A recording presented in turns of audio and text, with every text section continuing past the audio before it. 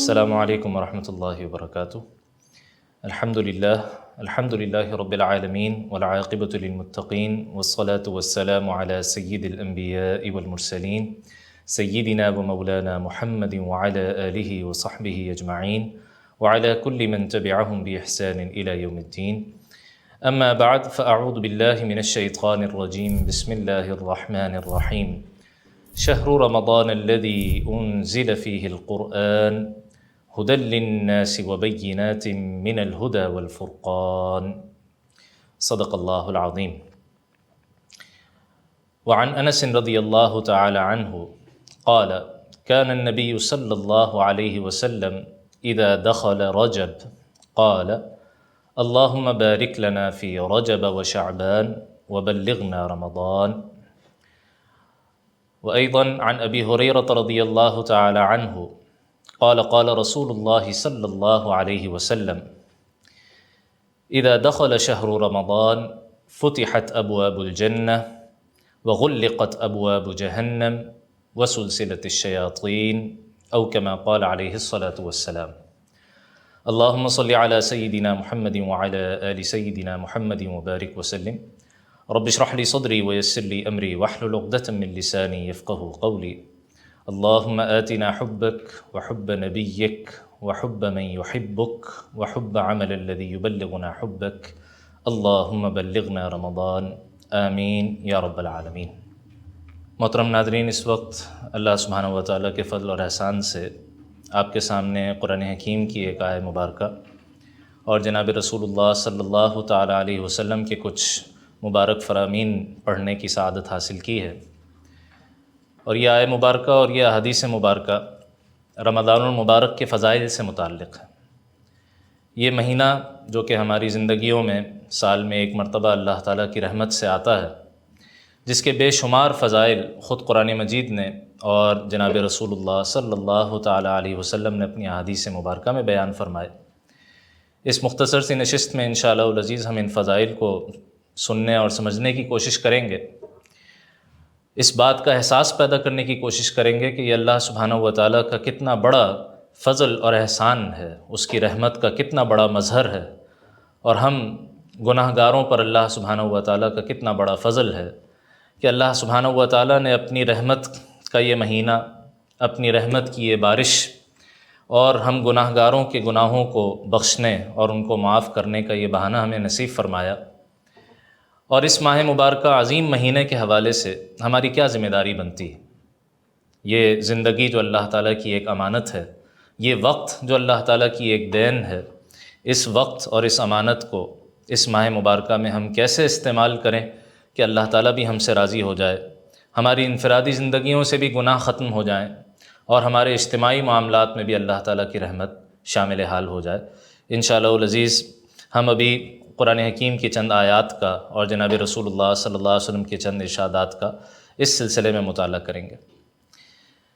سب سے پہلے تو یہ بات سمجھنے کی ہے کہ خود صاحب قرآن جناب رسول اللہ صلی اللہ علیہ وسلم کو اس ماہ مبارکہ کا کتنا انتظار رہتا تھا۔ سیدنا انس بن مالک رضی اللہ تعالی عنہ آپ علیہ الصلاۃ والسلام کے خادم خاص تھے، 10 سال مدینہ طیبہ میں انہوں نے آپ علیہ الصلاۃ والسلام کی خدمت کی ہے۔ وہ یہ روایت کرتے ہیں، اس روایت کو امام بہقی علیہ رحمہ شعب الایمان میں لے کر آئے ہیں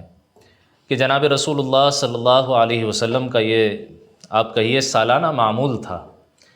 کہ ماہ رجب کا چاند دیکھتے ہوئے آپ علیہ الصلاۃ والسلام دعا فرمایا کرتے تھے، اللہ سے دعا مانگا کرتے تھے، اور وہ دعا اس طرح سے منقول ہے کہ اللہم بارک لنا فی رجب و شعبان، اے اللہ رجب اور شعبان کے مہینوں میں ہمیں برکتیں نصیب فرما، وبلغنا رمضان، اور ہمیں ماہ رمضان تک پہنچا دے۔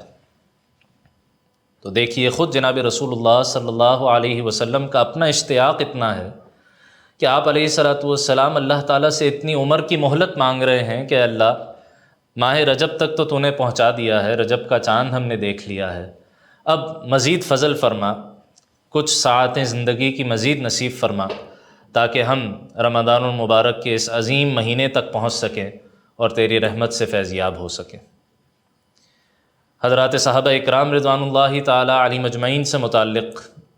علامہ ابن رجب حنبلی علیہ رحمہ لطائف المعارف میں لکھتے ہیں کہ ان حضرات کو آدھا سال تو رمضان کی آمد کا اشتیاق ہوتا تھا،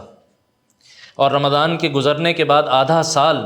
وہ اس میں کیے گئے اعمال کی قبولیت اور جو اس کی قدر نہ کر سکے اس پر اللہ تعالیٰ سے مغفرت مانگتے رہتے تھے۔ گویا پورا سال ان کی زندگیوں میں رمضان المبارک کا تذکرہ جاری رہتا تھا۔ اور یہ جو ماہ رجب کی خاصیت ہے کہ آپ علیہ السلام اس مہینے ہی اللہ سبحانہ و تعالیٰ سے رمضان کے لیے دعائیں کیا کرتے تھے، اس پر بھی حضرات علماء اکرام نے لکھا کہ ہر اہم ایونٹ، ہر اہم موقع جو ہماری زندگی میں آتا ہے، ظاہر ہے کہ اس کی تیاری اس سے بہت پہلے کی جاتی ہے۔ تو یہی وجہ ہے کہ آپ علیہ السلام 2 ماہ قبل سے اس کی تیاری کر رہے ہیں۔ اور رجب کو رمضان کے ساتھ کیا مناسبت ہے اس کو ایک مثال سے واضح کیا کہ جیسے ایک کسان ہے، پہلے وہ بیج بوتا ہے، پھر اس کے بعد وہ اس فصل کو پانی ڈالتا ہے، کھاد ڈالتا ہے، اس کی دیکھ بھال کرتا ہے، اور بالآخر جب وہ فصل اپنی جوبن کو پہنچتی ہے تو پھر اس کو کاٹ کر اور وہ اس سے لطف اندوز ہوتا ہے، اس سے فائدہ مند ہوتا ہے۔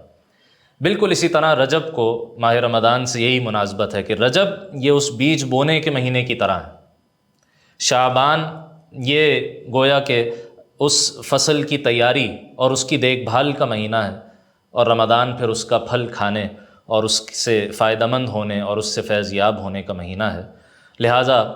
آپ علیہ السلام 2 ماہ قبل ہی اس ماہ مبارکہ کی آمد کی تیاری فرمایا کرتے تھے۔ اسی طریقے سے حضرت سلمان فارسی رضی اللہ تعالی عنہ نبی صلی اللہ علیہ وسلم کا ایک خطبہ نقل کرتے ہیں جو آپ علیہ السلام شعبان کے آخری ایام میں صحابہ اکرام کو جمع کر کے ارشاد فرمایا کرتے تھے، اور یہ بھی ایک طرح سے صحابہ اکرام کو اس مہمان کے پرتپاک اور کما حقہ استقبال کے لیے تیار کرنے کا ایک ذریعہ تھا۔ بہت شاندار خطبہ ہے جس میں نبی صلی اللہ علیہ وسلم نے اس ماہ مبارکہ کے بہت سے فضائل بھی جمع کر دیے اور اس میں کرنے کے بہت سے کام بھی بیان فرما دیے۔ حضرت سلمان فارسی رضی اللہ تعالی عنہ فرماتے ہیں، خطبنا رسول اللہ صلی اللہ علیہ وسلم فی آخر یوم من شعبان، رسول اللہ صلی اللہ علیہ وسلم نے شعبان کے آخری روز ہمیں خطبہ ارشاد فرمایا۔ فقال، اور آپ نے ارشاد فرمایا، یا ایھا الناس، اے لوگوں، قد اضلکم شہر عظیم، تم پر ایک بڑا عظیم مہینہ سایہ فگن ہونے والا ہے۔ شہر مبارکن، بہت ہی بابرکت مہینہ ہے۔ برکت یعنی کسی بھی شے کے پوشیدہ خیر کو ظاہر کرنا، اور یہ ماہ مبارکہ چاہے وہ ہم اپنے دسترخوانوں پر اللہ کی برکت کا نزول دیکھیں اور چاہے وہ روحانی برکتوں کا ایک بارش دیکھیں، ہر اعتبار سے برکتوں کا مہینہ ہے۔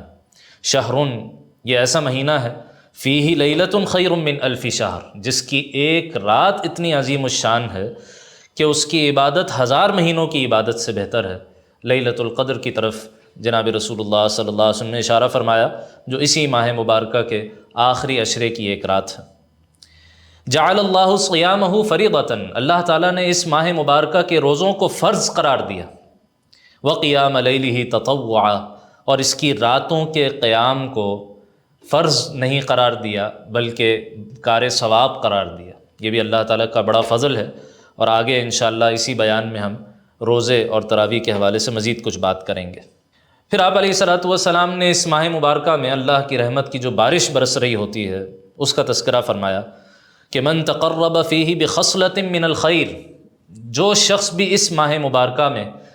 نیکی کا کوئی کام اختیار کرے، کان کمن ادی فریضۃ فیما سوا، وہ ایسا ہے گویا اس نے اس ماہ مبارکہ کے علاوہ کسی اور مہینے میں کوئی فرض عبادت اختیار کی، گویا ہر نفل کا اجر فرض کے برابر کر دیا جاتا ہے۔ ومن ادی فریضۃ فیہ، اور جو کوئی اس ماہ مبارکہ میں کوئی فرض عبادت اختیار کرے، کان کمن ادی 70 فریضۃ فیما سوا، تو وہ ایسا ہے کہ گویا اس نے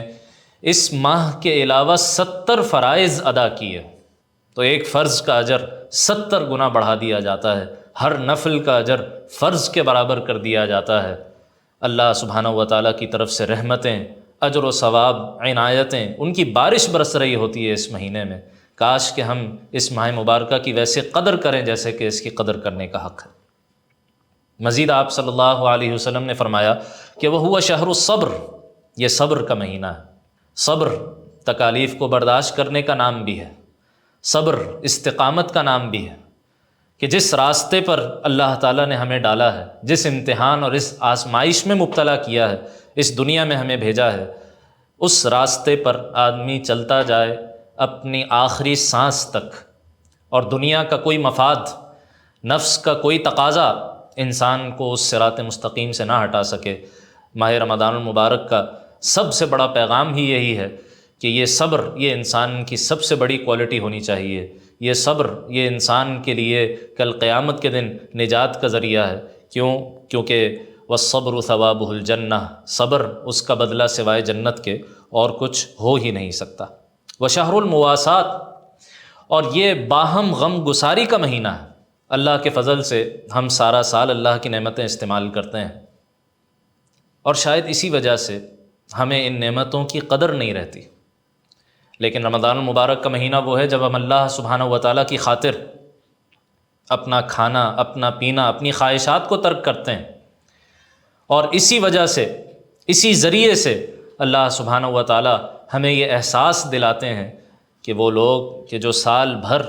یہ نعمتیں استعمال نہیں کر پاتے، ان کو کیا تکلیف ہوتی ہے، وہ کس مشقت میں ہوتے ہیں۔ تو غم گساری کا مہینہ ہے جہاں انسان کو دوسروں کی تکلیف کا احساس ہوتا ہے، اللہ تعالیٰ کی کیا کیا نعمتیں ہم پر ہیں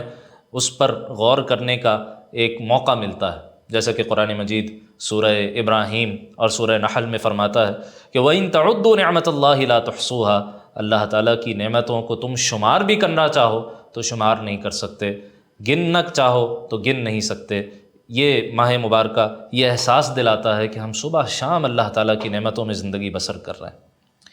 تو وشہر المواساہ، یہ باہمی غم گساری کا مہینہ ہے۔ وشہر یزاد فیہ رزق المؤمن، اور یہ وہ مہینہ ہے جس میں مومن کے رزق میں اضافہ کر دیا جاتا ہے۔ اس بات کے تو ہم سب گواہ ہیں کہ جتنا کچھ اللہ تعالیٰ کی رزق کی نعمتیں ہم سال بھر استعمال کرتے ہیں، شاید ماہ رمضان میں ہم اس سے زیادہ ہی استعمال کرتے ہیں۔ اور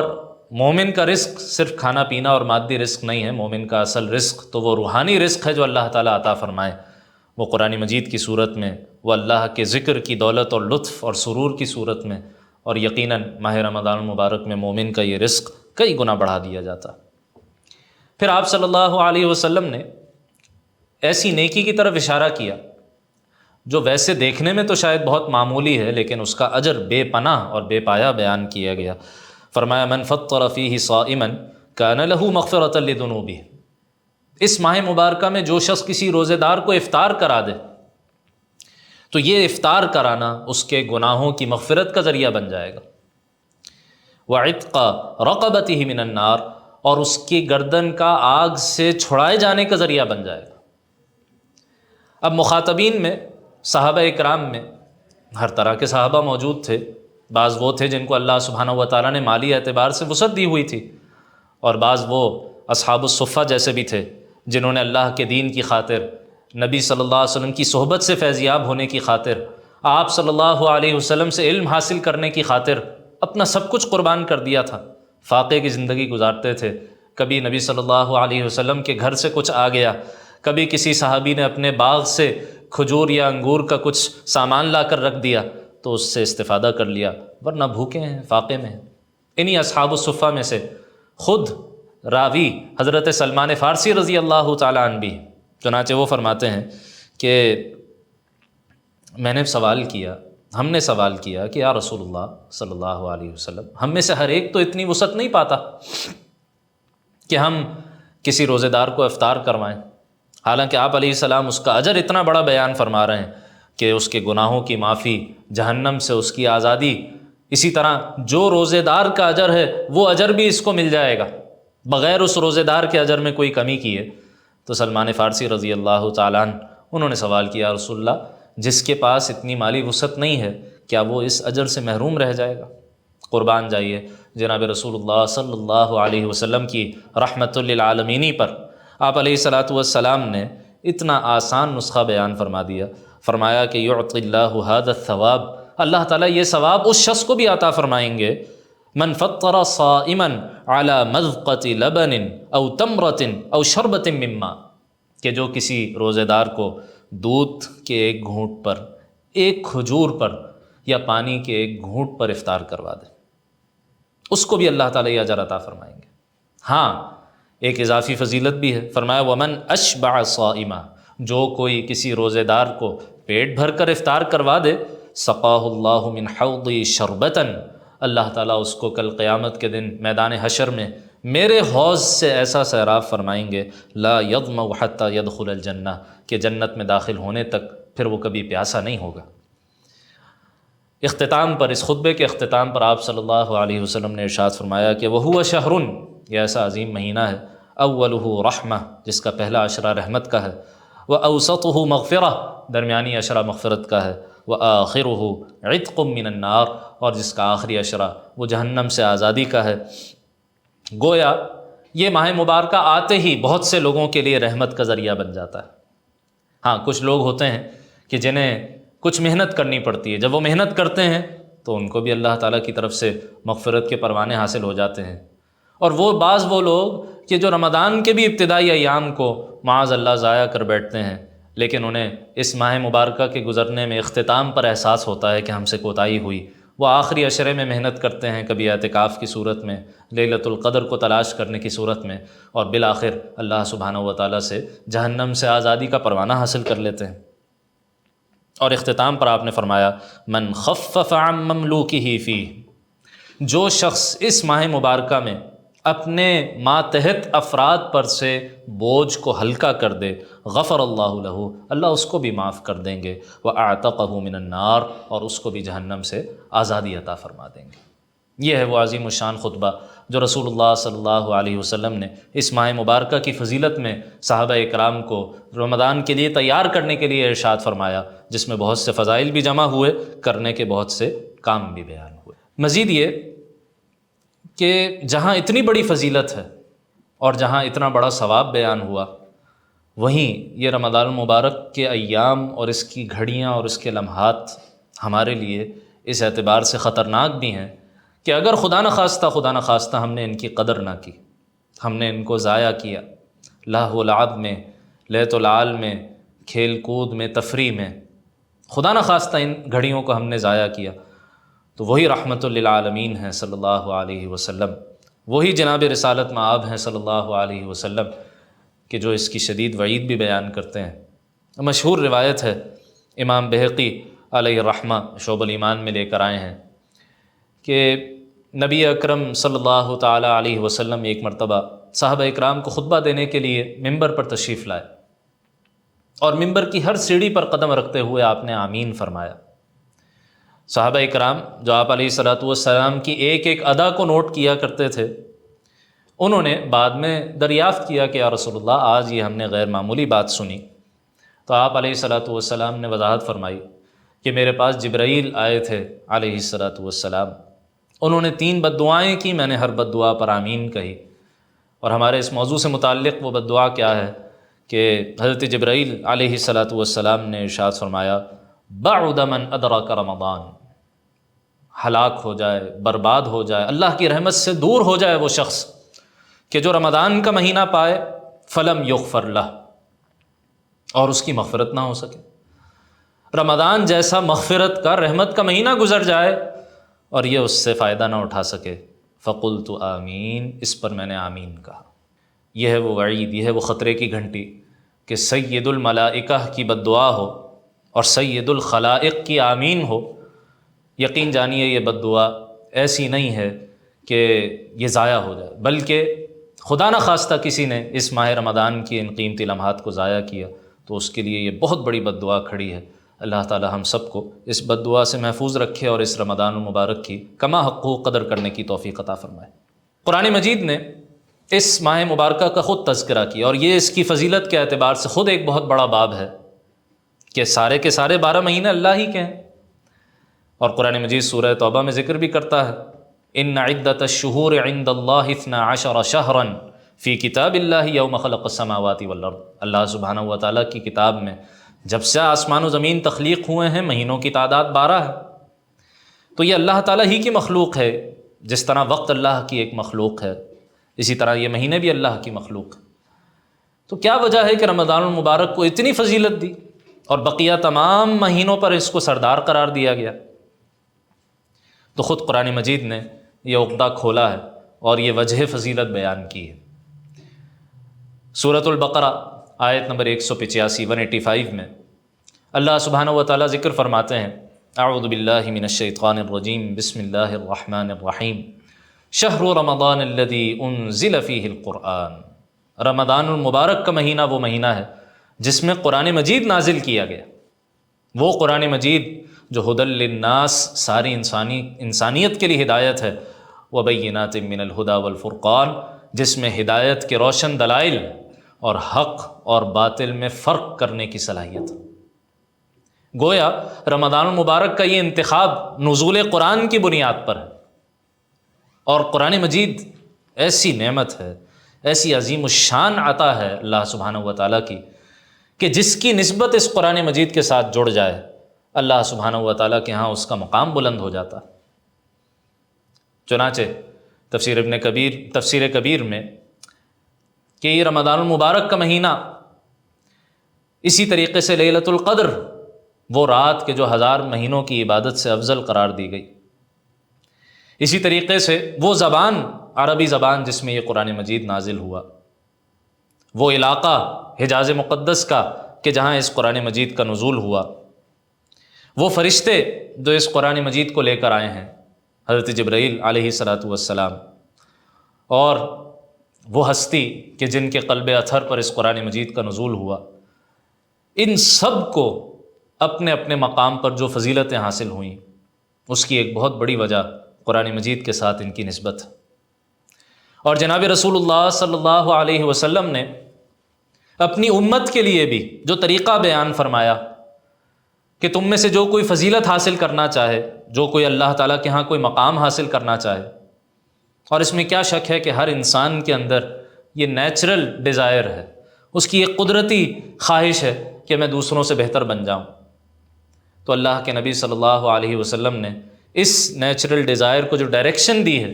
وہ بخاری شریف کی اس مشہور ترین حدیث میں ہے، جس میں سیدنا عثمان غنی رضی اللہ تعالیٰ عنہ روایت فرماتے ہیں کہ رسول اللہ صلی اللہ علیہ وسلم نے ارشاد فرمایا، خیرکم، اور ایک روایت میں ان افضلکم من تعلم القرآن وعلمہ، تم میں سے بہترین وہ ہے، تم میں سب سے افضل وہ ہے جو قرآن مجید سیکھے اور قرآن مجید سکھائے۔ اور یہ جو فضیلت رمضان المبارک کو حاصل ہے بقیہ مہینوں پر، اس کے حوالے سے بہت ہی عجیب نکتہ علماء اکرام بیان فرماتے ہیں کہ رمضان المبارک کے مہینے کو بقیہ 11 مہینوں کے ساتھ وہی نسبت ہے جو سیدنا یوسف علیہ السلام کو اپنے 11 بھائیوں کے ساتھ نسبت تھی۔ جس طرح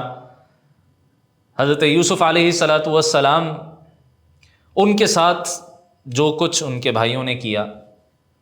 لیکن بالآخر ان کو اللہ تعالیٰ نے اتنا اعلیٰ ظرف عطا فرمایا تھا، ان کا نبوی کردار اتنا بلند تھا کہ انہوں نے سال ہا سال کی سازشوں کو اور تکالیف کو معاف کیا، اور ان سب کے لیے اللہ تعالیٰ سے مغفرت کی دعا کی، بخشش کا گویا ذریعہ بن گئے۔ تو جس طرح حضرت یوسف علیہ السلام اپنے بھائیوں کی بخشش کا ذریعہ بنے، اسی طریقے سے یہ رمضان المبارک بقیہ 11 مہینوں میں کیے گئے برے اعمال، گناہ اور اللہ کی نافرمانیوں کو بخشوانے کا ذریعہ بن جاتا۔ اب مختصراً آئیے کہ اس ماہ مبارکہ میں اللہ سبحانہ و تعالیٰ کا ہم مسلمانوں سے مطالبہ کیا ہے، اس ماہ مبارکہ میں ہم وہ کون سے اعمال اختیار کریں کہ اللہ ہم سے راضی ہو جائے، اور ہم اس کی تیاری کیسے کریں۔ جیسا کہ عرض کیا گیا کہ اللہ کے نبی صلی اللہ علیہ وسلم خود 2 مہینے پہلے سے اس ماہ مبارکہ کی تیاری فرما رہے ہیں، اور شعبان کے اختتام پر بھی صحابہ اکرام کو تیار فرما رہے ہیں۔ تو مہمان جس قدر عالی شان ہوتا ہے، اس کا استقبال بھی اتنا ہی عالی شان ہوتا ہے۔ تو رمضان المبارک جیسا عظیم مہینہ، اس کی تیاری ہمیں اس سے بہت پہلے کرنی۔ اس سلسلے میں پہلا نقطہ یہ ہے کہ اس ماہ مبارکہ میں بعض خصوصی عبادات ہیں جو اللہ سبحانہ و تعالیٰ نے عطا فرمائیں، اور یہ قاعدہ ہے کہ جو عبادت جس درجے کی ہے، اس سے متعلق علم کا حصول بھی اسی درجے میں ضروری ہوا کرتا۔ چنانچہ ہم ان بعض خصوصی عبادات کو دیکھ لیتے ہیں یا ان خصوصی معاملات کو دیکھ لیتے ہیں جو ماہ رمضان المبارک کے ساتھ جڑے ہوئے ہیں، تاکہ ہم اس عظیم مہینے کی آمد سے پہلے ہی اس کی تیاری شروع کر سکیں۔ اس میں کیا شک ہے کہ اس ماہ مبارکہ میں اس کی سب سے نمایاں خصوصیت اور سب سے نمایاں عبادت وہ روزے کی عبادت۔ چنانچہ قرآن مجید نے اسی سورہ بقرہ کی آیت نمبر 183 میں روزے کی عبادت کو فرض قرار دیا اور ساتھ ساتھ اس کی حکمت بھی بیان کر دی۔ چنانچہ ارشاد ہوا، یا ایھا الذین آمنوا، اے لوگو جو ایمان لائے ہو، کتب علیکم الصیام، تم پر روزہ رکھنا فرض کر دیا گیا ہے، کما کتب علی الذین من قبلکم، اسی طرح جیسے تم سے پہلے لوگوں پر فرض کیا گیا تھا، لعلکم تتقون، تاکہ تم تقوی اختیار کر سکو۔ یہ روزے کی عبادت یہ ہمارے بنیادی ارکان اسلام میں داخل ہے۔ چنانچہ سیدنا عبداللہ ابن عمر رضی اللہ تعالی عنہما سے جو روایت منقول ہے صحیح مسلم میں، جس میں نبی صلی اللہ تعالی علیہ وسلم نے اسلام کے بنیادی ارکان شمار کیے ہیں، بنی الاسلام علی خمس، اسلام کی بنیاد 5 چیزوں پر ہے، اس میں یہ بات بھی ارشاد فرمائی، وصوم رمضان، رمضان کے روزے رکھنا۔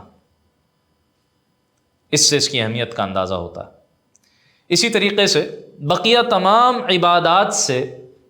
یہ بہت منفرد اور بہت یونیک سی عبادت ہے۔ اس کی انفرادیت اس روایت سے ظاہر ہوتی ہے جو صحیح مسلم میں منقول ہے کہ اللہ کے نبی صلی اللہ علیہ وسلم نے ارشاد فرمایا، کل عمل ابن آدم یضاعف، الحسنۃ عشر امثالها الى 700 ضعف، ابن آدم جو بھی نیکی کرتا ہے اس کا اجر 10 گنا سے لے کر 700 گنا تک بڑھا دیا جاتا ہے۔ علماء فرماتے ہیں کہ اس کا تعلق انسان کے اخلاص کے ساتھ ہے، اس کا تعلق ان حالات کے ساتھ ہے جن حالات میں یہ نیکی اختیار کی گئی۔ چنانچہ کبھی 10 گنا اور کبھی 700 گنا تک اللہ سبحانہ و تعالیٰ نیکیوں کے اجر کو بڑھا دیتے ہیں۔ لیکن اب اللہ کے نبی صلی اللہ علیہ وسلم حدیث قدسی بیان فرماتے ہیں، اللہ تعالیٰ سے روایت کرتے ہوئے ارشاد فرماتے ہیں، قال اللہ عز وجل الا الصوم، سوائے روزے کے۔ روزہ اس قاعدہ کلیہ سے، اس لاء سے ایک ایکسیپشن ہے، ایک استثناء ہے، فَإِنَّهُ لِي، کیوں؟ کیونکہ اللہ تعالیٰ فرماتے ہیں کہ یہ روزہ خاص میرے لیے ہے، وَأَنَا أَجْزِي بِهِ، اور میں ہی اس کی جزا دوں گا۔ یہ ہے اس روزے کی ایک یونیکنس کہ اس عبادت کو اختیار کرتے ہوئے یا تو بندے کو پتہ ہوتا ہے کہ میں ایک عبادت اختیار کر رہا ہوں، یا اس کے رب کو پتہ ہوتا ہے۔ کوئی دوسرا آدمی دیکھ کر نہیں بتا سکتا، ورنہ چاہے نماز ہو، چاہے وہ ذکر و اذکار اور تسبیحات ہوں، چاہے وہ کسی کو صدقہ دینا ہو، چاہے حج عمرے کی عبادت ہو، یہ لوگوں کے سامنے ہوتا ہے۔ لیکن چونکہ یہ روزہ ایک کیفیت کا نام ہے، بلکہ ترک عمل کا نام ہے، کچھ نہ کرنے کا نام ہے، اس لیے جب آدمی اس عبادت میں مشغول ہوتا ہے کسی اور کو پتہ نہیں چلتا، اور وہ عبادت اللہ تعالیٰ کے ہاں سب سے زیادہ مقبول ہے کہ جو سب سے زیادہ اخلاص والی ہے، اور اس روزے کی عبادت میں اخلاص یقینی۔ اللہ تعالیٰ فرماتے ہیں یدع شہوتہ وطعامہ من اجلی، کہ یہ شخص صرف میری خاطر اپنا کھانا پینا اور اپنی خواہشات پر عمل کرنے سے باز رہتا۔ ان روزے داروں کا خصوصی اکرام کیا جائے گا کل قیامت کے دن، چونکہ یہ خاص عبادت ہے تو اس کے اختیار کرنے والوں کا خاص استقبال اور خاص اکرام ہوگا۔ متفق علیہ روایت، بخاری شریف کی روایت میں آتا ہے کہ ان فی الجنۃ بابا، بے شک جنت میں ایک دروازہ ایسا ہے، یقال لہ الریان، جسے ریان کہا جاتا ہے، باب الریان، یدخل منہ الصائمون یوم القیامہ، کہ روزے دار قیامت کے دن اس دروازے سے جنت میں داخل ہوں گے، لا يدخل منہ احد غیرہم، ان کے علاوہ کوئی اس دروازے سے داخل نہیں ہوگا۔ یہ خصوصی اکرام ہے روزے داروں کا جو کل قیامت کے دن باری تعالیٰ کی جانب سے ہوگا۔ اس کا اجر کتنا ہے، اس پر کیا ملے گا؟ متفق علیہ روایت میں سیدنا ابو ہریرہ رضی اللہ تعالیٰ عنہ روایت فرماتے ہیں کہ جناب رسول اللہ صلی اللہ علیہ وسلم نے ارشاد فرمایا، من صام رمضان ایمانا واحتسابا، جو شخص رمضان کے روزے رکھے 2 شرائط کے ساتھ، ایمان کے ساتھ، اور اس میں کیا شک ہے کہ اللہ کے ہاں کوئی عمل ایمان کے بغیر قبول ہی نہیں، واحتسابا، اور اللہ ہی سے اجر کی امید میں، اخلاص ہو، ریاکاری نہ ہو، غفر له ما تقدم من ذنبہ، جناب رسالت مآب صلی اللہ علیہ وسلم کی طرف سے گارنٹی ہے کہ اس کے پچھلے سارے گناہ معاف کر دیے گئے۔ ایسی زبردست عبادت ہے کہ جو سارے زندگی بھر کے گناہوں کی تلافی کر دیتی ہے۔ اس روزے کے آغاز میں اللہ سبحانہ و تعالیٰ نے سحری کا تحفہ عطا فرمایا۔ ہم جانتے ہیں، جیسا کہ ابھی آیہ مبارکہ پڑھی گئی، کہ یہ روزے کی عبادت یہ پہلی مرتبہ مسلمانوں کو نہیں عطا کی گئی، بلکہ اس سے پہلے یہود پر بھی یہ عبادت فرض رہی۔ ہاں، ان کی عبادت، روزے کی عبادت ان کے لیے اس کا آغاز رات سے ہو جایا کرتا تھا، رات میں جس وقت بھی سو گئے روزہ شروع، گویا ان کے ہاں سحری کا کوئی تصور نہیں تھا۔ لیکن ہمیں اللہ سبحانہ و تعالیٰ نے یہ تحفہ اور انعام عطا فرمایا، اور بخاری شریف کی روایت میں جناب رسول اللہ صلی اللہ علیہ وسلم نے اس کی تلقین فرمائی کہ تسحروا، سحری ضرور کیا کرو، فإن فی السحور برکہ، کہ بے شک سحور میں، سحری میں برکت۔ یہ ایک آسانی اور یہ ایک انعام ہے جو اللہ سبحانہ و تعالیٰ کی طرف سے بندے کو عطا ہوتا ہے۔ اور اس روزے کا اختتام افطار پر ہوتا ہے۔ یہ افطار کا وقت یہ اپنی جگہ بہت قیمتی۔ افسوس کے ساتھ ہمارا یہ وقت یا تو ٹرانسمیشنز دیکھنے میں، یا اخبار دیکھنے میں، یا سوشل میڈیا میں یہ وقت گزر جاتا ہے، یا ہماری خواتین کا کچن میں گزر جاتا ہے، حالانکہ یہ وقت اللہ سبحانہ و تعالیٰ سے دعا کا وقت ہے۔ چنانچہ روایت ذکر ہوئی صحیح ابن حبان میں کہ 3 قسم کے لوگ ہیں جن کی دعا اللہ سبحانہ و تعالیٰ کے ہاں سے رد نہیں ہوتی۔ ان میں سے ایک آدمی کون ہے؟ الصائم حتی یفطر، وہ روزے دار جو افطار تک اللہ تعالیٰ سے مانگتا رہتا ہے۔ تو یہ خاص دعاؤں کی قبولیت کا وقت ہے۔ اور ایک اور روایت میں کہ جو مسلم شریف میں ذکر ہوئی، روزے داروں کے لیے اللہ سبحانہ و تعالیٰ نے جو 2 خوشیاں رکھی ہیں، اس کے ذیل میں بھی افطار کا ذکر ہوا۔ للصائم فرحتان، اللہ کے نبی صلی اللہ علیہ وسلم فرماتے ہیں روزے دار کے لیے 2 خوشیاں ہیں۔ فرحۃ عند فطرہ، ایک خوشی اسے اس وقت حاصل ہوتی ہے جب وہ روزہ افطار کرتا، وفرحۃ عند لقاء ربہ، اور ایک خوشی اسے اس وقت حاصل ہوگی جب وہ اپنے رب سے ملاقات کرے گا، جب وہ دیکھے گا کہ اس عظیم الشان عبادت کے بدلے اللہ تعالیٰ اسے کیا کچھ عطا فرماتا۔ پھر اللہ کے نبی صلی اللہ علیہ وسلم نے جہاں اس روزے کے بہت سے فضائل بیان فرمائے، وہیں ساتھ ساتھ اس روزے کی عبادت کی ناقدری کرنے پر وعید بھی بیان فرمائی۔ چنانچہ یہ بات آپ علیہ الصلوۃ والسلام نے ذکر فرمائی کہ جو شخص روزے کی کیفیت میں بھی جھوٹ کو نہ چھوڑے، من لم یدع قول الزور والعمل بہ، جو شخص روزے کی حالت میں جھوٹ اور جھوٹی بات پر عمل کرنے کو نہ چھوڑے، اس کو ترک نہ کرے، فلیس للہ حاجۃ، تو اللہ تعالیٰ کو اس بات کی کوئی ضرورت نہیں ہے ان یدع طعامہ وشرابہ، کہ وہ اپنا کھانا پینا چھوڑ دے۔ جب ایک شخص اللہ تعالیٰ کی رضا کی خاطر، اس کی خوشنودی کی خاطر حلال چیزیں چھوڑنے پر آمادہ ہے، وہ اللہ کے لیے حرام نہیں چھوڑ سکتا۔ یہی تو وہ مقصد ہے جس کے لیے روزہ رکھوایا جا رہا ہے، کہ انسان کو اپنے اوپر قابو پانا سیکھا جائے۔ حضرات مشائخ اور صوفیاء اکرام وہ تو ویسے بھی اس کی تلقین کرتے ہیں کہ نفس کے اس منہ زور گھوڑے کو قابو میں رکھنے کے لیے، کہ یہ گھوڑا انسان کو پچھاڑ نہ دے، بلکہ انسان اس گھوڑے کو قابو میں کر اپنی منزل تک پہنچ جائے، اس کے لیے تلقین کرتے ہیں کہ انسان اپنے کھانے پینے کو قابو میں رکھے، اپنی نیند کو قابو میں رکھے، اور اپنی ہر خواہش اور اپنی ہر ڈیزائر کو پورا نہ کرے۔ تو یہ تو رمضان پورا مہینہ ہی اسی لیے ہے کہ انسان حلال چھوڑنے کی پریکٹس کرے، اس بات کی پریکٹس کرے کہ اللہ تعالیٰ کا حکم میرے لیے سب سے زیادہ اہم ہے، اللہ تعالیٰ کا ہر حکم مجھے پورا کرنا ہے، چاہے مجھے اپنی خواہشات کو قربان ہی کیوں نہ کرنا پڑے۔ یہ پورا مہینہ اسی کی ٹریننگ ہے۔ اور یہ جو آیہ مبارکہ بھی آپ کے سامنے پڑھی گئی، لعلکم تتقون، اس میں روزے کا مقصد یہ بیان ہوا کہ تاکہ تم میں تقویٰ پیدا ہو جائے۔ تقویٰ اللہ سبحانہ و تعالیٰ کی موجودگی کا احساس کا نام ہے، ایک ایسا احساس جو انسان کو گناہوں سے روکتا ہے، ایک ایسا احساس جو اس کو ہر وقت اللہ تعالیٰ کی اطاعت پر آمادہ کرتا ہے۔ اور یہی تقویٰ کی ٹریننگ ہے جو اس روزے میں صبح شام ہو رہی ہوتی ہے، کہ جیسے ہی صبح صادق کا وقت ہو فوراً انسان اپنا ہاتھ روک لے، ہاتھ میں لقمہ بھی ہو تو ہاتھ میں اس لقمے کو اختیار نہ کرے بلکہ اس کو چھوڑ دے۔ اسی طرح جیسے ہی مغرب کی اذان سنے، مغرب کا وقت ہو، فوراً افطار کر لے۔ اور اللہ کے نبی صلی اللہ علیہ وسلم فرماتے ہیں کہ میری امت جب تک افطار میں جلدی کرے گی تب تک اللہ تعالیٰ کی طرف سے برکت میں رہے گی۔ افطار میں جلدی کا مطلب یہی ہے کہ وقت جیسے ہی ہو جائے فوراً افطار اختیار کر لیا جائے۔ گویا مستقل اس بات کی پریکٹس ہو رہی ہے کہ جب اللہ کا حکم ہو تو کھاؤ، جب اللہ کا حکم ہو تو رک جاؤ۔ دوپہر کی شدید گرمی میں چاہے زبان پر چھالے بھی پڑنا شروع ہو جائیں اور چاہے گلے میں کانٹے بھی پڑنا شروع ہو جائیں، لیکن مشروب، ٹھنڈا مشروب نظر بھی آ جائے تو اس کو ہاتھ نہیں لگانا ہے۔ یہ دن بھر کی ٹریننگ، یہ گویا یہ پوری زندگی کی ٹریننگ ہے۔ حضرت علی میاں علیہ رحمہ، علامہ ابو الحسن علی ندوی صاحب علیہ رحمہ، وہ فرماتے ہیں کہ اصل میں دو روزے ہیں۔ ایک روزہ تو یہ ہے جو ہم صبح صادق سے لے کر غروب آفتاب تک رکھتے ہیں، جس میں کھانا پینا اور اپنی خواہشات نفسانی کو ہم ترک کرتے ہیں، لیکن ایک روزہ وہ ہے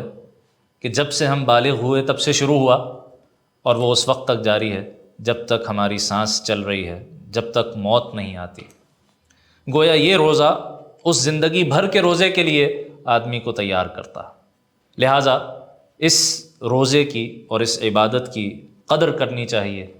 اور اس کو زیادہ سے زیادہ اللہ سبحانہ و تعالیٰ کی اطاعت کے لیے اختیار اور استعمال کرنا چاہیے۔ تو یہ روزہ، یہ ایک آپ کہیے نمایاں ترین خصوصیت ہے ماہ رمضان المبارک کی۔ دوسری نمایاں خصوصیت وہ تراویح کی ہے، وہ رات کا قیام ہے، وہ قرآن مجید کے ساتھ راتوں کا بسر کرنا ہے۔ جہاں اللہ کے نبی صلی اللہ علیہ وسلم نے روزے کا یہ اجر بیان فرمایا کہ وہ زندگی بھر کے گناہوں کی معافی کا ذریعہ ہے، وہیں تراویح کی عبادت کے بارے میں بھی اللہ کے نبی صلی اللہ علیہ وسلم بالکل یہی الفاظ اختیار فرماتے ہیں۔ متفقٌ علیہ روایت میں فرمایا کہ من قام رمضان ایمانا واحتسابا، جو شخص رمضان کی راتوں میں قیام کرے انہی دو شرائط کے ساتھ، ایمان اور اللہ تعالیٰ ہی سے اجر کی امید میں، غفر له ما تقدم من ذنبہ، اس کے بھی پچھلے سارے کے سارے گناہ بخش دیے گئے۔ حضرات صحابہ اکرام رضوان اللہ تعالیٰ علیہم اجمعین، جو نبی صلی اللہ تعالیٰ علیہ وسلم کے تربیت یافتہ آپ کے اولین شاگرد اور بعد کی پوری امت کے لیے امام کا درجہ رکھتے ہیں، ان کا طرز عمل کیا تھا؟ امام مالک علیہ رحمہ اپنی موطا میں ذکر کرتے ہیں یہ روایت، ایک صحابی کا قول ذکر کرتے ہیں کہ وقت کان القارئ یقرأ بالمئین، قاری بعض اوقات تراویح کی نماز میں وہ صورتیں تلاوت کیا کرتے تھے جو 100 آیات پر مشتمل ہوتیں، حتی کننا نعتمد علی العصی من طول القیام، یہاں تک کہ طویل قیام کی وجہ سے ہمیں بعض اوقات اپنی چھڑی اور اپنی عصا کا سہارا لینا پڑتا تھا۔ وما کننا ننصرف الا فی فروع الفجر، اور ہم فجر کے قریب قریب ہی واپس آتے تھے۔ موطا ہی کی ایک اور روایت میں ہے کہ ہم اپنے خادمین سے کہتے تھے کہ جلدی سحری کا انتظام کرو کہیں وقت نہ نکل جائے۔ گویا رات بھر کا قیام رہتا تھا۔ خود جناب رسالت میں آپ صلی اللہ علیہ وسلم کا اپنا عمل بخاری شریف کی روایت میں منقول ہے کہ وَكَانَ جِبْرِيلُ يَلْقَاهُ فِي كُلِّ لَيْلَةٍ مِّن رمضان، حضرت جبرائیل علیہ السلام رمضان کی ہر رات جناب رسول اللہ صلی اللہ علیہ وسلم سے ملاقات کے لیے تشریف لاتے تھے، ملنے تشریف لاتے تھے۔ فَيُدَارِسُهُ الْقُرْآنَ، تو آپ علیہ السلام حضرت جبرائیل علیہ السلام کے ساتھ قرآن مجید کا دور فرمایا کرتے تھے۔ اس سال تک جتنا قرآن مجید کا نزول ہو چکا ہوتا اس کا دور ہوتا، اس کو ترتیب پر رکھتے جو اللہ تعالیٰ کی بتائی ہوئی ترتیب ہے۔ اور علامہ ابن حجر عسقلانی علیہ رحمہ فتح الباری میں نقل کرتے ہیں کہ جب آخری سال تھا آپ علیہ السلام کی دنیاوی حیات طیبہ کا، تو 2 مرتبہ رمضان کی راتوں میں یہ دور مکمل ہوا۔ تو یہ عبادت کے جو اپنی جگہ سنت، اس کا حکم فقہا بیان کرتے ہیں کہ ایک بستی میں رہنے والے مسلمان وہ اس سنت کو ادا کریں اور باقی بھی مسلمان جو اس بستی کے ہیں ان سب کی طرف سے اس سنت کی ادائیگی کریں، اور اگر کوئی بھی ادا نہیں کرتا تو سب گناہ گار ہوتے ہیں۔ اور فقہاء نے یہاں تک لکھا کہ اس تراویح کی نماز کا قیام اتنا ضروری ہے کہ اگر کسی علاقے میں اس کو بالکل ترک کر دیا جائے تو امام المسلمین اس کے خلاف فوجی کارروائی بھی کرے، اس قدر اس کی اہمیت۔ اور یہ دو الگ الگ سنتیں ہیں۔ ایک سنت ہے ایک مرتبہ قرآن مجید کو پورا کا پورا رات کے قیام میں، تراویح کے قیام میں سننا، یہ ایک الگ مستقل سنت ہے۔ اور ایک الگ مستقل سنت ہے کہ رمضان کی ہر رات میں قرآن مجید کے ساتھ قیام کرنا۔ لہٰذا اس رویے سے اجتناب کرنا چاہیے کہ چند راتوں میں قرآن مجید کو تراویح میں سماعت کرنے کے بعد پھر باقی رمضان کی راتوں کو ہم کاروبار کے لیے یا شاپنگ کے لیے یا کھیل کود کے لیے، لہو و لعب کے لیے، کھیل تفریح کے لیے ضائع کر دیں، بلکہ ہر رات قرآن مجید کے ساتھ ہمارا قیام ہونا چاہیے۔ پھر باقی بھی پورا رمضان جو دن کے ایام ہیں وہ بھی قرآن مجید کی تلاوت سے خالی نہیں ہونے چاہیے۔ یہ تو ہے ہی رمضان قرآن کا مہینہ، چنانچہ ہمارے اسلاف کا طرز عمل ہمیں نظر آتا ہے کہ سیدنا عثمان غنی رضی اللہ تعالی عنہ ذو النورین وہ روزانہ کی بنیاد پر رمضان المبارک میں قرآن مجید کی تلاوت مکمل کیا کرتے تھے۔ اسی طریقے سے ام المومنین سیدہ عائشہ صدیقہ رضی اللہ تعالی عنہ کے بارے میں بھی یہی روایت ہے کہ روزانہ قرآن مجید کی تلاوت مکمل کیا کرتی تھی۔ اگرچہ ایک روایت میں اس بات کا ذکر ہے کہ 3 دن سے کم میں قرآن مجید کی تلاوت مکمل نہ کی جائے، لیکن اس کی تشریح میں حضرات محدثین فرماتے ہیں کہ وہ ایک خاص صحابی کو تلقین تھی اور وہ غیر رمضان کے لیے ہے، رمضان المبارک کا مہینہ اس سے مستثنیٰ ہے۔ گویا کوئی لمٹ نہیں ہے کہ انسان اللہ تعالیٰ کی محبت میں، قرآن مجید کے شوق میں اس کی تلاوت جتنی کرنا چاہے وہ کر سکتا ہے۔ اسی طرح ہمارے ائمہ مجتہدین میں سے امام ابو حنیفہ علیہ رحمہ کا طرز عمل ملتا ہے کہ وہ قرآن مجید کی ویسے بھی تلاوت مکمل کیا کرتے تھے اور ساتھ ساتھ تراویح کی نماز میں بھی قرآن مجید کی تلاوت کو مکمل کیا کرتے تھے۔ امام مالک علیہ رحمہ، امام شافعی علیہ رحمہ کے بارے میں آتا ہے کہ یہ حضرات اپنے حدیث اور فقہ کے درس کو موقوف کر دیا کرتے تھے ماہ رمضان میں، اس لیے تاکہ زیادہ سے زیادہ وقت تلاوت قرآن مجید میں گزار سکیں۔ گویا یہ تو مہینہ ہی قرآن مجید کا مہینہ ہے، لہٰذا اس میں کثرت کے ساتھ قرآن مجید کی تلاوت کو اپنا اوڑھنا بچھونا بنانا چاہیے۔ مزید یہ کہ جہاں رمضان المبارک کا تذکرہ قرآن مجید کرتا ہے سورۃ البقرہ میں، وہاں اس بات کا بھی ذکر ہے آیت نمبر 186 میں کہ جب میرے بندے آپ سے نبی میرے بارے میں سوال کریں تو ان کو بتا دیجئے کہ میں تو قریب ہی ہوں، اجیب دعوت الداعی اذا دعان، جب جب پکارنے والا مجھے پکارتا ہے میں اس کی پکار سنتا ہوں، جواب دیتا ہوں۔ گویا اس طرف اشارہ کر دیا گیا کہ چونکہ یہ مہینہ مادے سے کٹ کر خالق سے جڑنے کا مہینہ ہے، لہٰذا خود بخود انسان کی توجہ اللہ تعالیٰ کی طرف جائے گی، خود بخود اس کے اندر اللہ تعالیٰ سے راز و نیاز کا شوق پیدا ہوگا، دعا کا شوق پیدا ہوگا۔ لہٰذا یہ دعاؤں کا مہینہ ہے، دعاؤں کی قبولیت کا مہینہ ہے۔ اللہ سبحانہ و تعالیٰ کی رحمت عروج پر ہوتی ہے، اللہ سبحانہ و تعالیٰ بالخصوص اپنے بندوں کی طرف متوجہ ہوتے ہیں، لہٰذا صبح شام، اسی طرح نمازوں کے بعد، اسی طرح سحری اور افطار کے موقع پر اللہ تعالیٰ سے خصوصی دعائیں کرنی چاہیے۔ اور جب غیر رمضان میں ہر رات حدیث مبارکہ کے مطابق اللہ سبحانہ و تعالیٰ اپنی شان کے مطابق آسمان دنیا پر نزول فرماتے ہیں اور سوال کرتے ہیں ہے کوئی مجھ سے مانگنے والا کہ میں اس کو عطا کروں، تو آپ خود تصور کر سکتے ہیں کہ رمضان المبارک کے مہینے میں اللہ سبحانہ و تعالیٰ کی یہ عطا اور اس کی رحمت کس شان کی ہوگی۔ اس ماہ مبارکہ کا آخری عشرہ یہ اس کا سب سے قیمتی وقت ہے۔ اس آخری عشرے میں اللہ کے نبی صلی اللہ علیہ وسلم کا طرز عمل ملتا ہے بخاری شریف کی روایت میں۔ حضرت عائشہ صدیقہ رضی اللہ تعالیٰ عنہ بیان فرماتی ہیں کہ جب آخری عشرہ آتا تھا تو شد مئزرہ، نبی صلی اللہ علیہ وسلم اپنی کمر کس لیا کرتے تھے، وأحیا لیلہ، اس آخری عشرے کی ساری رات جاگا کرتے تھے، وأیقظ اہلہ، اور صرف خود نہیں بلکہ اپنے گھر والوں کو بھی جگایا کرتے تھے۔ تو گویا اس کا خصوصی اہتمام جناب رسالت میں آپ صلی اللہ علیہ وسلم کے ہاں نظر آتا ہے، اور اس کا مقصد، اسی مقصد کی خاطر اس آخری عشرے میں وہ لیلۃ القدر، وہ عظیم الشان رات بھی ہے جس کے اوپر پوری سورت قرآن مجید میں ہے، سورۃ القدر کے نام سے، جس میں قرآن مجید کا نزول اس کو لیلۃ القدر کی طرف منسوب کیا گیا کہ لوح محفوظ سے آسمان دنیا تک پورے قرآن کا نزول، اور آسمان دنیا سے جناب رسول اللہ صلی اللہ علیہ وسلم کے قلب اطہر پر سورہ علق کی ابتدائی آیات کا نزول وہ اسی لیلۃ القدر میں ہوا۔ اور اس لیلۃ القدر کی بھی وہ شان کہ خیر من الف شہر، اس کی عبادت 1000 مہینوں کی عبادت سے بہتر ہے۔ صحابہ اکرام کو یہ پریشانی تھی کہ بنی اسرائیل اور پچھلی امتوں کے لوگوں کی عمریں تو بہت زیادہ تھیں، ہم 60-70 سال کی زندگی میں کیسے ان جیسی عبادتیں کر سکتے ہیں؟ تو اللہ تعالیٰ نے یہ تحفہ عطا فرما دیا کہ ایک رات کی عبادت کو 1000 مہینوں کی عبادت سے بہتر قرار دے دیا۔ بخاری شریف کی روایت میں آتا ہے کہ رسول اللہ صلی اللہ علیہ وسلم رمضان کی آخری عشرے کے بارے میں فرماتے، تحروا لیلۃ القدر فی العشر الاواخر من رمضان، رمضان کے آخری عشرے کی راتوں میں لیلۃ القدر کو تلاش کرو، اور ایک روایت میں آیا فی العشر الاواخر فی الوتر، آخری عشرے کی طاق راتوں میں اس کو تلاش کرو۔ اور یہ جو اعتکاف کی عبادت ہے کہ انسان اپنا سب کچھ چھوڑ کے اپنے رب کے در پر بالکل فقیروں کی طرح آ کر بیٹھ جائے،